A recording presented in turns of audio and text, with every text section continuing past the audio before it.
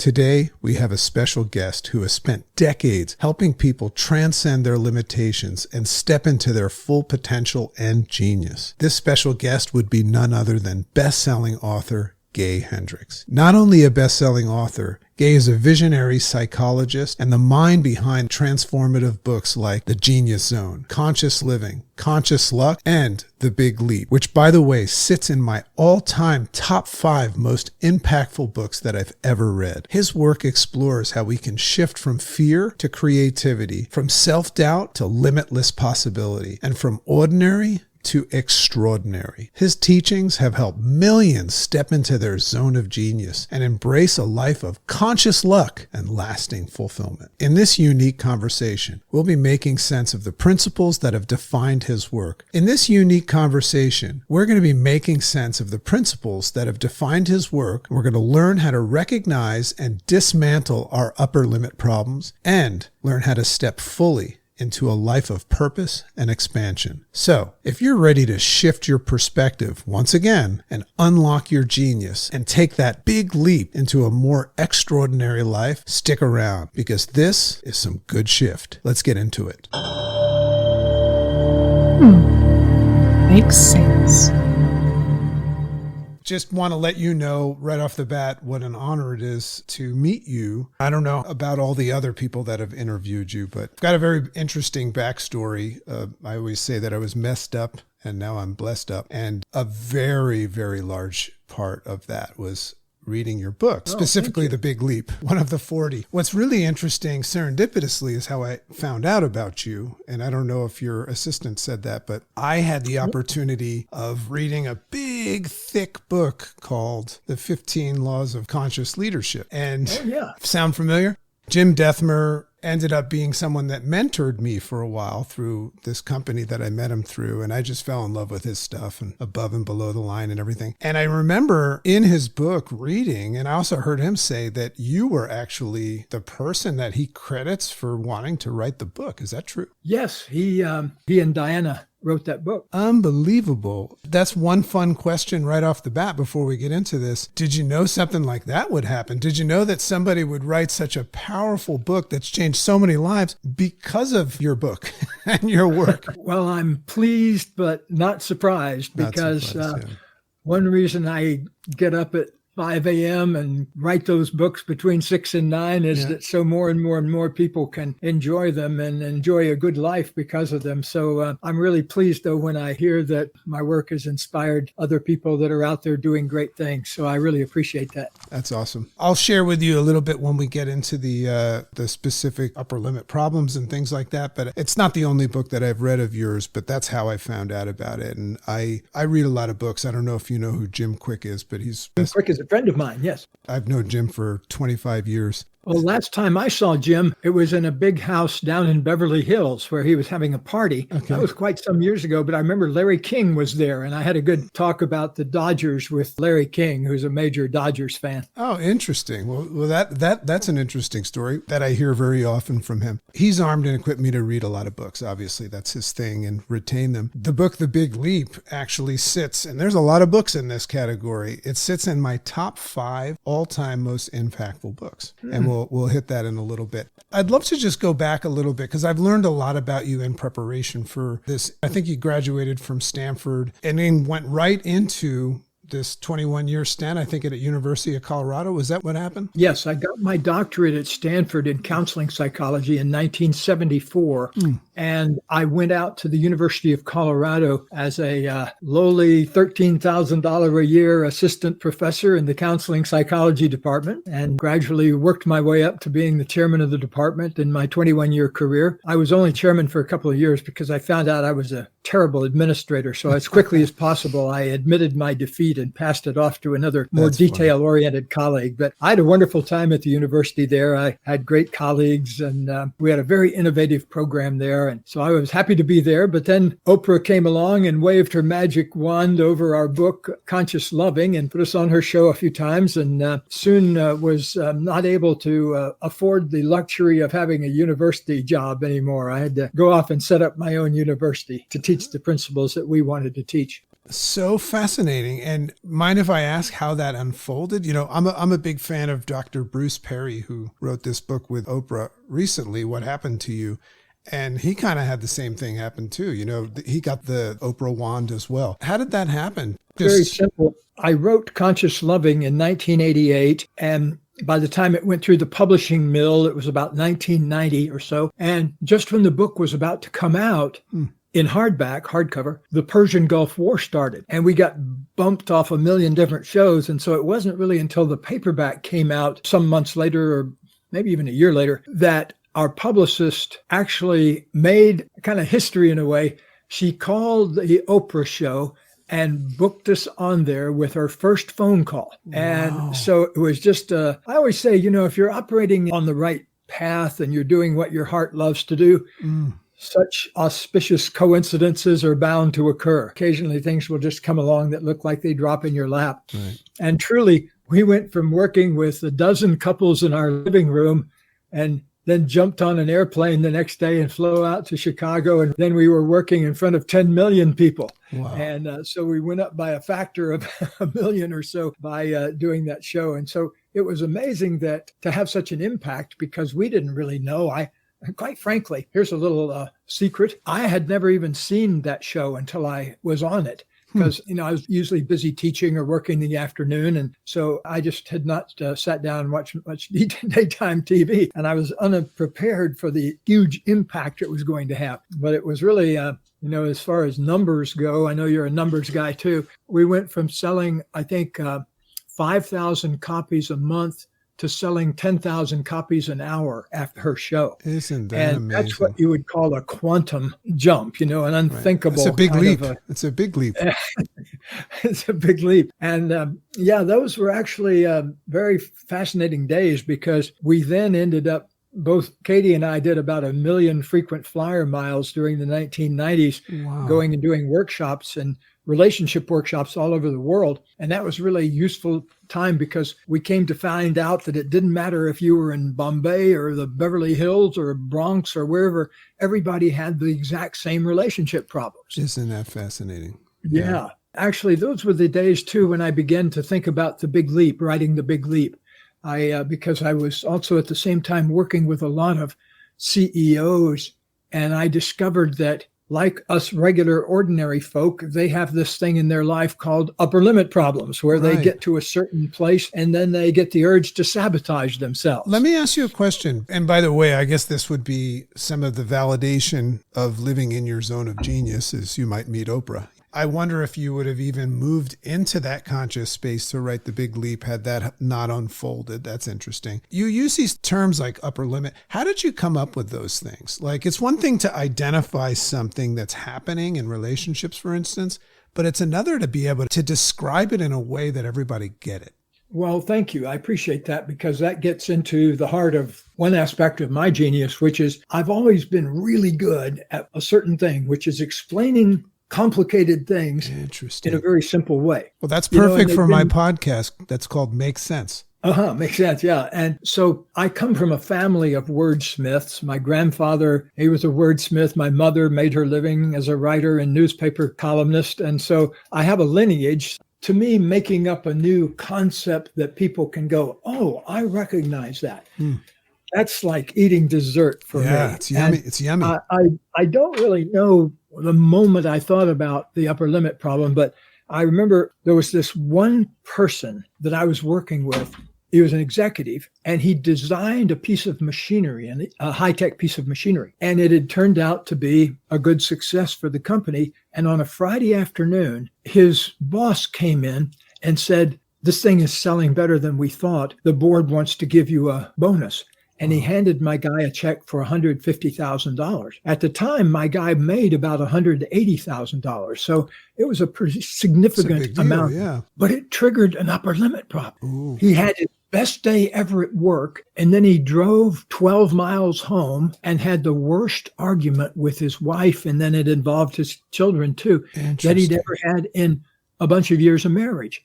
So how does that work? And as we kind of picked that apart, that's where I think I first used it. I said to him, you have an upper limit problem. when you hit your upper limit of how good you can feel, you do something to sabotage yourself. Right. And he said, oh my gosh, he says, I've done that all my life. And then he told me this history of times he'd done that. So I think that was one of my first moments where I saw it in action. On a personal level, here's a huge example of the upper limit problem. I used to be overweight and I lost a bunch of weight, and I had about a month of feeling great. I felt exhilarated because I'd gotten rid of the weight and everything. And so I was walking down the street in Cambridge, Massachusetts, and I was on my way to the Harvard bookstore because I was going to buy a bunch of books. I taught at the time and was a counselor at a school for delinquent boys up above Boston in New Hampshire. And I did that for 2 years, which was great ground training as a therapist, to work with 100 kids who were being sent to the school purely because they had broken the law. And so it was kind of like a boom training in counseling, because I started there when I was, I think, 22 years old. But it didn't matter if I was working with juvenile delinquents or myself or these executives. We all had the same problem. And like with my overweight thing, I'm walking down the street and I looked in the window of an ice cream shop and I saw a family of 4 eating this huge ice cream sundae with bananas and everything. And I completely went unconscious. I mean, the fact that I just lost the 35 pounds or whatever it was, and I was feeling great, I went totally unconscious, and I went in there and I ordered one of these for myself. For yourself? And not a family of 4, a family of 1. And I plowed through much of this thing. And for about 20 minutes, because of the sugar and everything, I felt like the king of the universe. Oh, wow. And I was walking down the street, bopping along afterwards. Wow, still riding the sugar high. All of a sudden, it was like I got punched in the belly by Muhammad Ali or something. I got the worst stomach ache of my life. And actually, I was doubled over on the sidewalk and people were streaming by me. It was a busy Saturday. And this one lady said, "Are you okay, sir?" And I'm going, I'm just got a stomach ache. So classic example of an upper limit problem, because some part of me didn't think I deserved to feel good all the time. And so I felt good for a month, and then all of a sudden, ding, sabotage. And so I started researching that with now about 1,200 executives, I think, or maybe more than that now, and regular folks too, because a lot of people come here for relationship work. Like they'll come from out of state or out of country and they stay here for a few days and they come over, and do sessions here. But that's why I say you can be from Beverly Hills or the Bronx or Berlin, and you're dealing with exactly the same relationship problems. And if you're an entrepreneur in any of those areas, you're dealing with the upper limit problem too, because it's something that's wired into human beings. And I feel very blessed that I was able to kind of put my finger on it and give a good description of it. I get letters every day or email now from entrepreneurs, telling me about some glitch they overcame as they read the book, and that enabled them to go to the next level. Exactly. And that's the sweetest thing you can ever get into an author's ears, that you use their material to change your life. That's a dream come true. Yeah. As somebody that does a lot of writing and a lot of help I've come up with my own thing. You just don't know about it yet. I call it the interface response system. But when I hear somebody break through, I often wonder who's getting more out of it, them or me, So here's another question. We just jumped right into the upper limit. So just first of all, just to add some clarity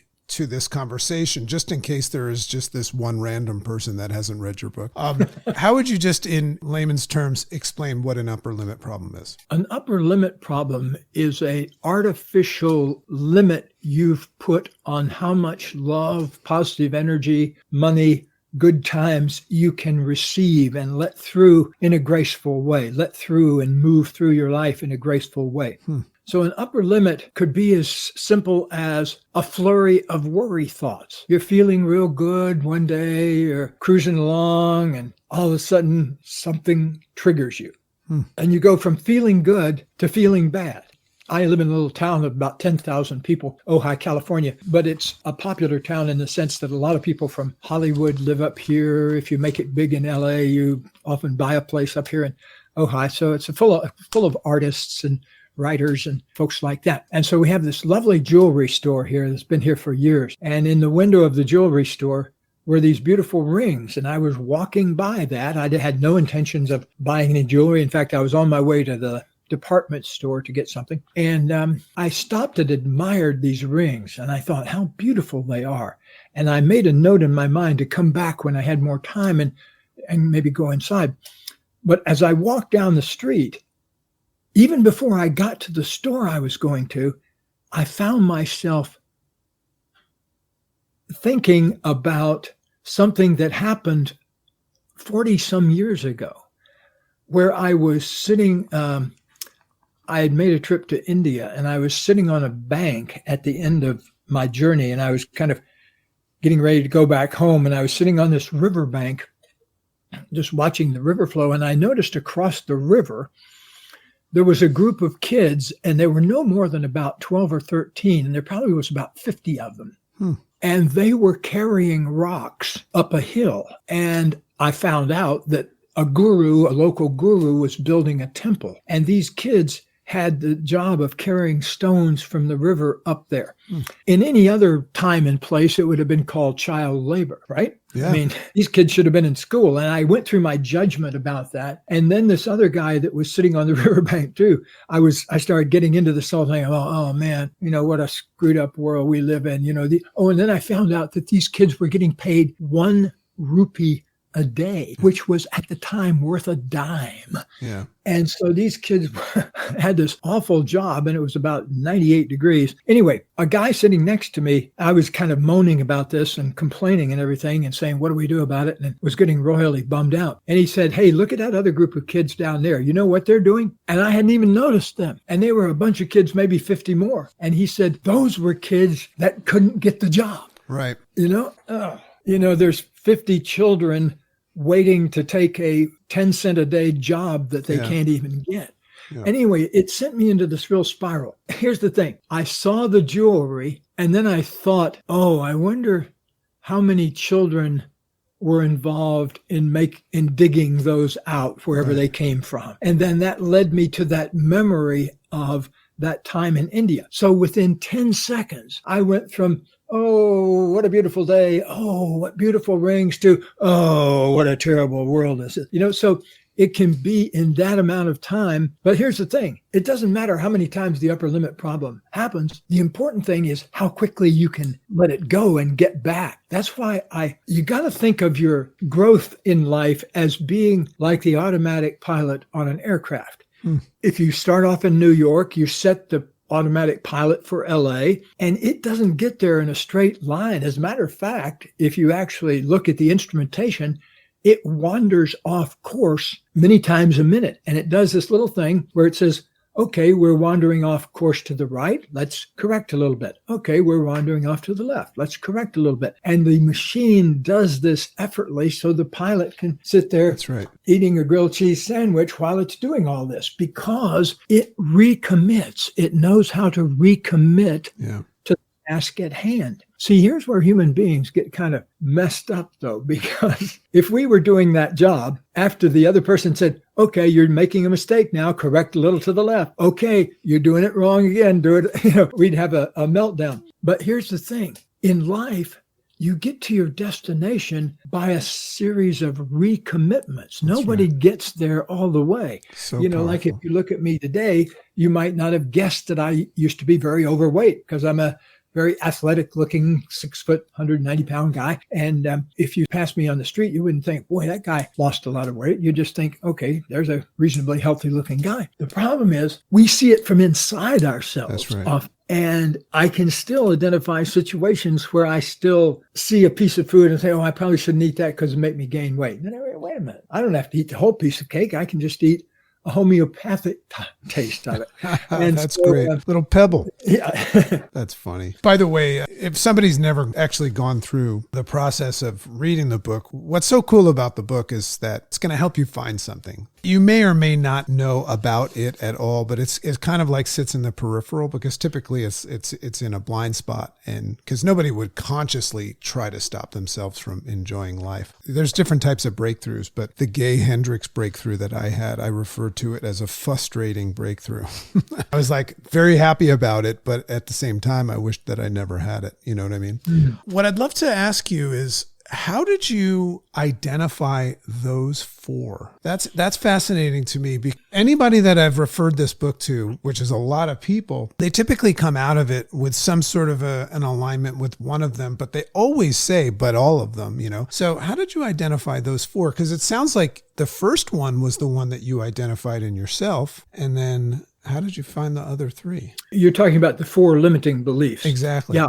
Well, I did it entirely by looking in here and working with people. I'll just mention briefly that the first one that I touched on is kind of like the overall belief that I'm not worthy of the good things of life. I don't deserve to be successful. I don't deserve. And these are not conscious decisions. These are things that are stuck in our heads from way back, usually. Oftentimes before we picked up our little lunch pail and walked off to first grade or kindergarten. A lot of our early programming gets into how we feel we deserve the good things of life. Right. The second one is a lot of people have a fundamental belief that they're supposed to support other people, but not be supported themselves. Like they don't feel like they deserve the spotlight, that they're number two or number three in life, and their job is to support a number one or be a disciple of a number one or something like that. But I think that almost everybody needs to be willing to occupy the spotlight, to be willing to be the star of their own life. Even if you're the third down the line fry cook at a fast food restaurant, that's not the only place you're going to go in life. The way you go about it is the way you go about it. And I have found that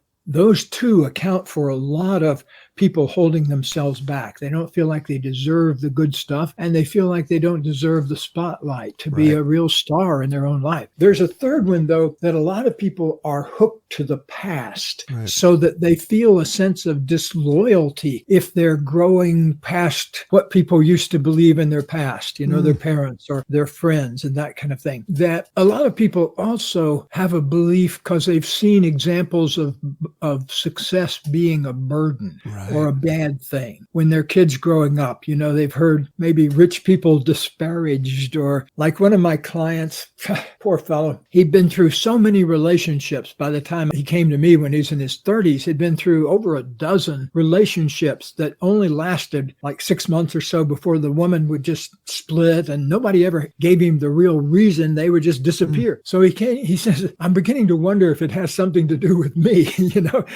with himself. And because it had happened so many times. Well, he had never even thought of this, but in our work, even in the first session, we uncovered that his father had programmed him so thoroughly about relationships, but not in a good way. His mother had split when he was 4 years old and left the father with 4 little boys to raise. And she just ran off and disappeared, and he never actually saw her again.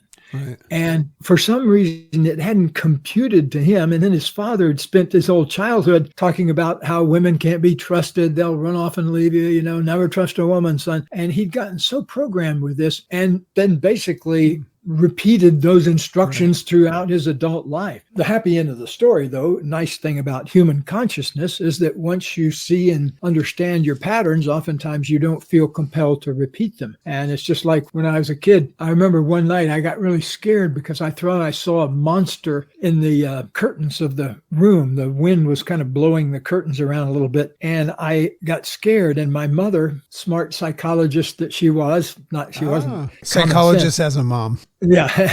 And so she brought in a little flashlight and said, let's look for the monster and see if we can find it. And we couldn't find it. Of course, it was just the wind blowing. And she said, here, you keep this in here, before you wake me up, basically. She said, use the flashlight and see if there's a real monster, and I'll come in and help you if there's a real monster. Okay. That took care of the monster problem because I shined a light on it. And that's a beautiful thing about human consciousness is oftentimes once you see your upper limit problems in action, you're not compelled to repeat them anymore. That's why, a $10 or $15 book can be one of the best investments in your life. I've had even books in the old days that cost 65 cents or 95 cents. I don't know if you're old enough, but paperback books used to cost either 65 cents, or the really good ones were 95 cents. Yeah. Now they're $6.99 and $7.99 and so on. But I can remember books that cost 65 cents that changed my life 50 years ago. And so people need to take advantage of the wisdom that we have. It's all around us now. And that's one of the things that Jim is very passionate about, and so am I. I mean, when I say I read a book every week, sometimes two, I read a book. Like I actually have these books. That's the problem, though, if you're reading that many books to find out where to put them. Yeah, we have a problem here in California. I get such a stack by the side of my bed that it becomes an earthquake hazard. Oh, boy. And I have to lower it now and then. I don't know, what part of the world do you live in? So right now I'm in a place called Greenwich, Connecticut, but I'm from France. My wife's from South Africa. We just lived in Africa for almost 2 years. Yeah. I don't know if I've ever heard you say that. I know that you're very big on asking people, are they willing to allow themselves to experience happiness? I love this idea of, are you willing to be the star of your own life? And it made me realize that if somebody hears that statement, that might be an awakening to realize that somehow they've allowed other people to be the stars of their own life. So what happened with me, I've got a crazy, crazy story with a lot of childhood trauma that came out later in life. And when I could look at it through the lens of consciousness that I developed. But what I noticed is that I was going through many phases of growth, but I noticed that I never got to the next level. This is before I knew about your book. I actually heard Jim Dethmer talk first. I wouldn't have found your book that time unless he was crediting you at the time. So what attracted me to the book is that's what I was seeing in my life. I was frustrated. I knew I had the talent, I had the skills, I had everything I needed, but I just wasn't finding my way, whether it was my health, my mindset, or my financial success. So I go get your book and I'm reading it, and it was the first time, and you'll know which limiting belief I discovered as my primary one. It was the first time that I realized that I was on autopilot, leaving my post of what I was doing for myself to say yes to everybody that asked me for help. Sound familiar? So in that moment, in my work, I call that a snap moment, where like in an instant, everything made sense. That's the concept of my podcast. And I realized that was an abandonment issue. And I was just not going to let anybody ever feel abandoned. Mm. So to a fault, I was saying yes to everybody. I wasn't getting paid for it, whether it be family, friends, or freeloaders of any sort. And that was affecting my relationships as well. I was being ridiculed for why do you have to help everybody and everything? And I never knew why. So I credit you for that. And I remember in your book, and sometimes I wonder if I actually read things or heard you say things or I made them up. So you'll have to confirm this. But I remember you said something in light of what's the solution when you identify that. And I'd love you to go into that a little bit. When you read the book or you identify a limiting belief or an upper limit problem, what's the solution? Because Tony Robbins' mindset would say, breakthrough to the, new you. But you just said, well, give yourself a raise. Isn't that what you said? And I just thought that was just delicious. So let's talk about that a little bit. Is once you've identified what your limiting belief is, your upper limit, what's next? What do you do? Well, in a way, the human mind does work a bit like a computer in the sense that it's possible to take out one old program and install a new program. Right. Like there was once a moment in my life where I realized I was thinking very negatively about money. This goes way back, because I grew up in a family where everybody had been wealthy some generations before and owned vast lands and that kind of thing. And then they got on the losing side of the Civil War, and they all had to move from where their plantations were and everything down to Florida and set up a new homestead down. And everybody was successful and everything. But I grew up hearing about how wonderful things used to be and how rich people own all the land. Now the rich Yankees came down and they bought up all the land. And it was like reliving the Civil War every day when I was a kid growing up in the South. And even my grandmother, she didn't really believe that the Yankee money was any good. Mm-hmm. I mean, I came across millions of dollars of Confederate money that my grandmother had kept from her grandparents. But she just never trusted that this whole Yankee thing was going to work out well, But it was a strange situation because I could hear it around me, but I couldn't quite identify. But what people were doing was re-inoculating themselves with the beliefs that they thought needed to be believed to survive. Yeah. Cognitive bias, I mean, this like they protect their position. Yeah, exactly. It's like the emperor's new clothes kind of situation. Somebody points this out and says, hey, wait a minute, the emperor is not wearing any clothes. And then everybody gets very upset. You see it in politics all over the place today. Right. So it got me in a lot of trouble when I was a kid, but I think I was a precocious, budding psychologist, even at a very early age, because I remember getting in trouble once when I was probably around 7 or 8. We came back from visiting my grandfather and grandmother, who actually only lived 100 yards away. And we came back from a visit over there where we were all sitting around. And I remember asking my mother, why do Granny and Granddaddy hate each other so much? I mean, because I'd seen them just being so unpleasant to each other. How old were you? I was maybe 7 years old, something like that.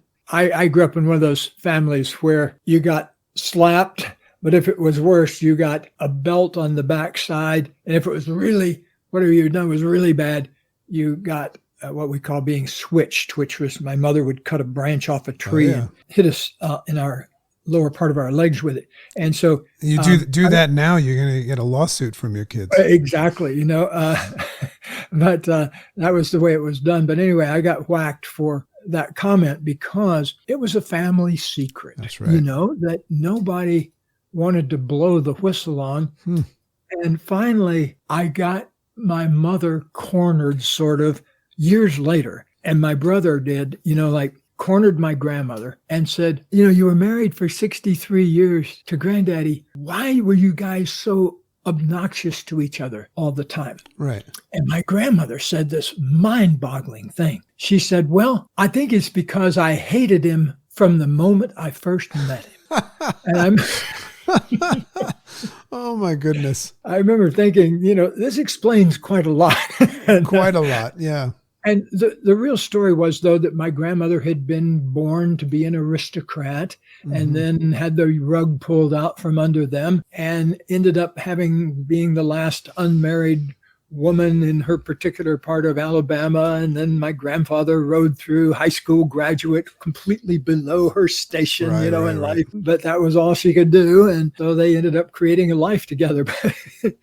At what cost? There was a lot of friction that went into that. So when I really got it, it turned out that it had been going on for years. And I've been amazed in my life at how long people can put up with suffering. We had a couple came in from Europe one time to work with us for 3 days. And they'd read all our books and everything. And it turned out they've basically been having the same argument for 30 years. Right. That would just happen every week or two, and then they'd get it repaired in some way, but nobody ever got the problem.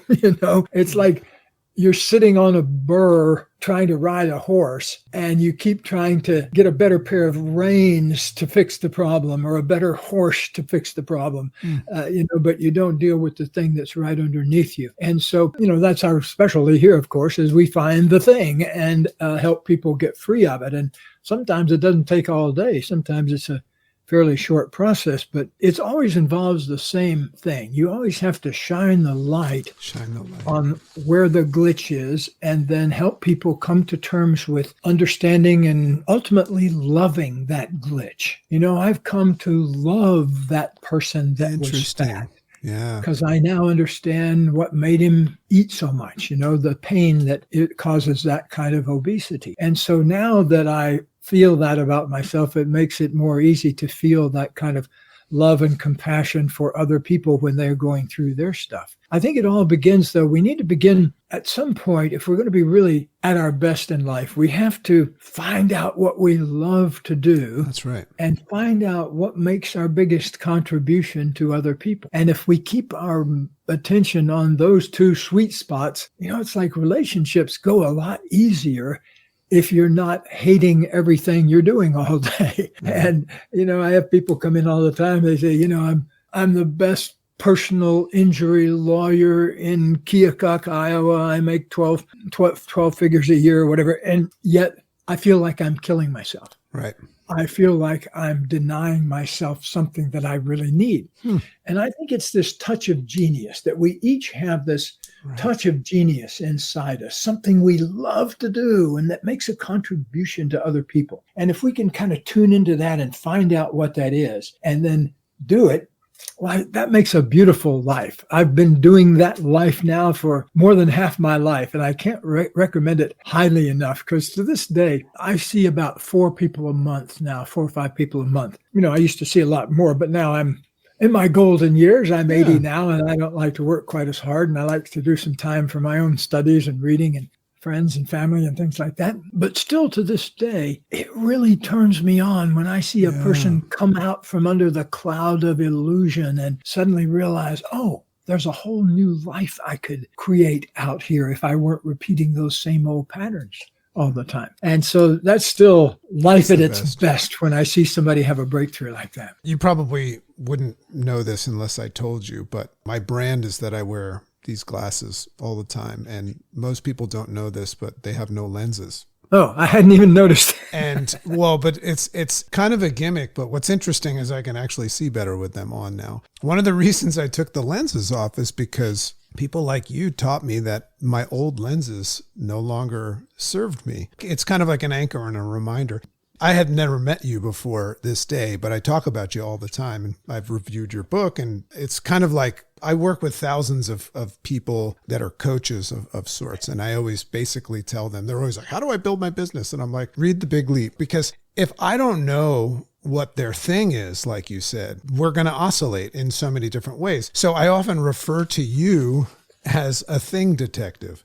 Because I want, it's kind of like what you do. It's like, I would assume that if I came out there one day, your goal would be like, so what's your thing? You know what I mean? Mm-hmm. You help us unveil that. And I just love that. I want to just touch on another book that I think is relevant. So you wrote a book called Conscious Luck, which I think is just a funny name of a book. I just thought that's so funny. Right now, let's just be honest. I mean, I'm like a connoisseur and a sommelier of Gay Hendricks work, right? But the average person that's listening to this podcast is going to be like, what's in it for me? What can I do with this? You mentioned that luck is something that can be cultivated without taking a manipulative approach, just assuming that people are going to be ethical and moral. How can you utilize, I mean, it's one thing to be in your zone of genius. You could shed on that, but how does this work help people find success? Well, let me say that genuine success is kind of like genuine beauty.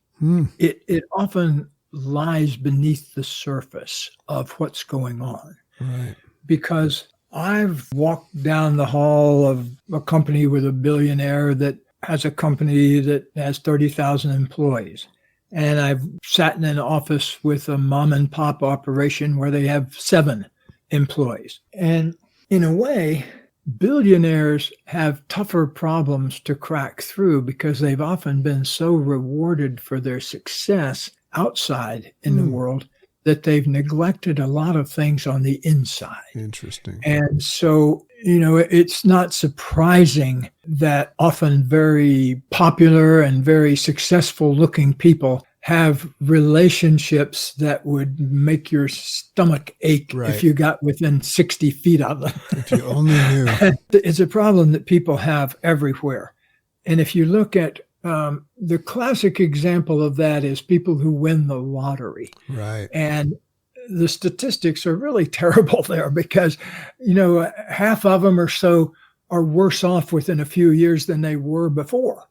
Something comes over them and they can't sustain. They don't have whatever the inner thing is that can sustain having that much money and having that much of a good time and that kind of thing. And it's the same energy that you see if you try to give someone a compliment. Right. And they say, oh, no, I couldn't possibly be that. And so what we need to do is, in a way, start from the very beginning and clear out everything that we know. There's an old Firesign Theater album that's called Everything You Know Is Wrong. And I had that feeling when I first started looking into my own programming. I realized, wow, most of the stuff I know, especially about relationships, it just ain't so. Completely wrong. Like, for example, in my relationships, I had a big fix-it program. I thought men were supposed to be the fixers. Right. And a succession of women told me, they would say, I feel tired. And I would say, well, why don't you try da, da, da, da, da. Maybe that'll pep you up a little bit. But it was all based on fixing them. The idea that they needed fixing. That was part of my programming. And that's a bad idea if you're going to be in a relationship. Because what I realized, especially with women a lot, is it's the moment of connection that's more important to them a lot of times than the content. And so no matter how much content I would try to tell them how to fix themselves, it didn't matter because it was coming from that intention that there was something that needed fixing. Right. So Katie really was great at setting me straight on that early in our relationship. By the way, we just celebrated our 45th anniversary of the day we met recently. Congratulations. And so that's how we know these ideas work, friends. Time tested. But I remember early in our relationship, Katie said something like, I've got a headache or something. And I said, oh, why don't you do da, da, da, da, da. And she said, when I tell you something like that, I'm not telling you that because I need to be fixed. I just want to be listened to and know that you resonate with me about that. And I remember my jaw just kind of, you don't need to be fixed, huh? What am I supposed to do? What's my job? Just listen to you? And she said, yeah, that's a start. Just listen to you.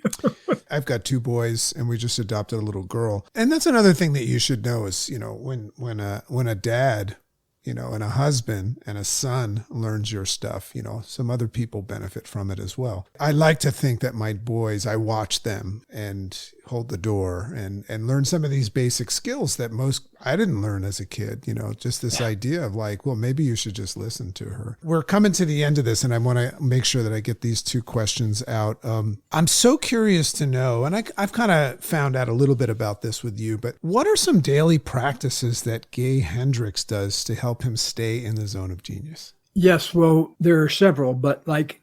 Give me your top 3 maybe or something. Yeah.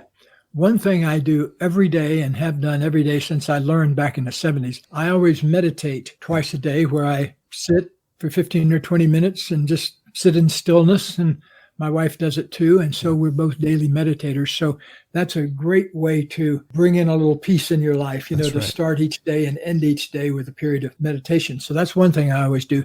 A second thing I do a lot of breathing and moving work. One of my early mentors, Jack Downing, who was a great psychiatrist in Palo Alto, California, now passed on. He said that if people danced an hour a day, you could close down all the mental health centers in America. I heard someone say this the other day about dancing. They go, what's fascinating about dancing is not going anywhere. It's a way to live in the present moment. Really is. Yep. And so I do a lot of movement. Good.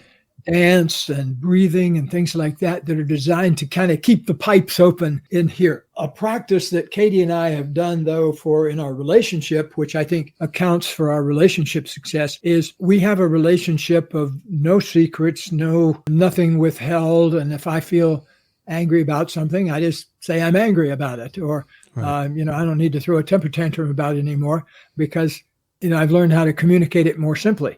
Or if Katie feels sad about something, she said, I'm feeling sad about something, that happened. Like recently we lost one of our best friends who passed on at age 82. And, we were there with him at the last, and we've tried to be there for his wife and everything. Things like that happen in life. And human beings need to communicate about those kinds of things. And Katie and I have many times over the past month or month and a half since Jim died have, talked about, hey, I'm feeling another wave of sadness. I was just thinking of something I wanted to tell Jim, and then I realized he's not there. And, things like that. The rich flow of communication is so important in relationships. There are only 3 or 4 feelings that people trip over. One of them is they don't know how to communicate when they're angry, and so they kind of stuff it until they blow up in some way. And sometimes it's the body that blows up with a headache or a back. A second thing that people are not very good at, and I've had to learn it like crazy in my life, is how to gracefully take responsibility for something, but not in a blame state. Oh, what a miserable jerk I am. That's on me. Right. No, it's like, oh, I take responsibility for that. it's not a burden, it's a joy Yeah. to take responsibility, because That's the right. moment you get out of the victim position and quit blaming other people or the world, the moment you say, hey, I'm going to make it up the way I want it here. Wow, that's a big leap. And that's really what I want people to do, is kind of come out from under the old fog of their programming and stick their head up into the sunlight and say, hey, how do I want it to be? Because if there's one thing I see about human beings, is we have a tremendous hidden power of ability to manifest what we want and need once we get our attention fully on it, and keep repeating the problems of the past. That's very exciting to think about. So last question, you mentioned that you're only having 4 people out there a month. I would assume that creates a waiting list of sorts, but what is Gay Hendricks working on? Is there anything else that you are looking to manifest and create? What are you working on? What I'm working on is how to receive more and more of the things that are nutritious for me. Like, for example, I don't need any more stuff. Since 1995, how long ago is that? 30 years. That's right. That's exactly 30 years. For 30 years, we've been kind of, we don't call it downsizing, we call it right sizing, because 30 years ago we had a business building and a townhouse and a mountain house and a beach house and all that kind of stuff. And one day we realized, Katie and I, we're spending all our time solving real estate problems, because I'd walk in the door and she would say, just got to call the solar panel on the mountain house just got destroyed by hail. And so we started getting down to, what do we really want? And so we got down to one house we love here, and we just take lovely care of it. We, it's a beloved, our gardens and our home is a beloved part of our life, but just have one of them. And same thing with cars, just have one of them. And it's a fine one, but it's an electric one. And so we drive around mostly on electric energy, which makes us feel good. Right. And so I'm a big believer in refinement in life. And what do I most want and need?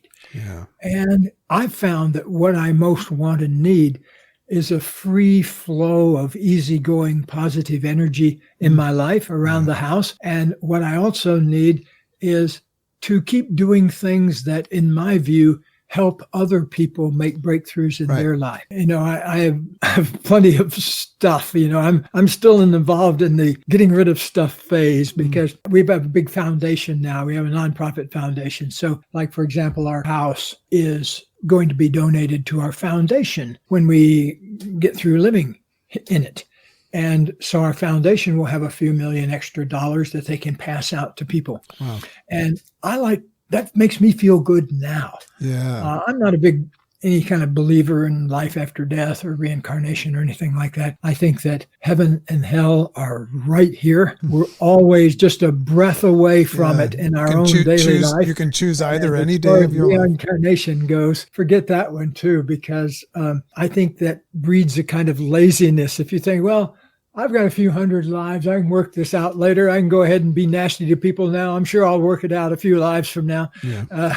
That leads to a very lazy way of thinking, and leads to lots of gurus who end up having problems with sex and stealing money and all the things that gurus often get accused of. So that problem is taken care of if you become your own guru and just begin to study your own life. Everything is right here where we want it, if we're just willing to open up and look at it. That's wonderful. Hey, such an honor and a privilege to spend some time with you. You're a miraculous human being, and everything that you're working on and attempting, to create in your life, it's manifesting through others. I mean, a lot of the things that you're doing now, I'm 53 years old. I'm trying to do those things with my wife, and in my life we're minimalists, and we're getting rid of things already. So hopefully you'll keep paying that forward. Lots and lots of gratitude. Our listeners love you, and our community loves you, and this is going to be a very, very nice treat for them to listen to. Thank you so very much for all of your work, and also for this hour. Really, truly, this was an honor. You're somebody that has legitimately transformed my life. So I want to thank you. Well, thank you very much. I appreciate it. And many blessings to you on discovering your own genius zone and bringing that out to assist people in leading happy, healthy lives. Makes sense.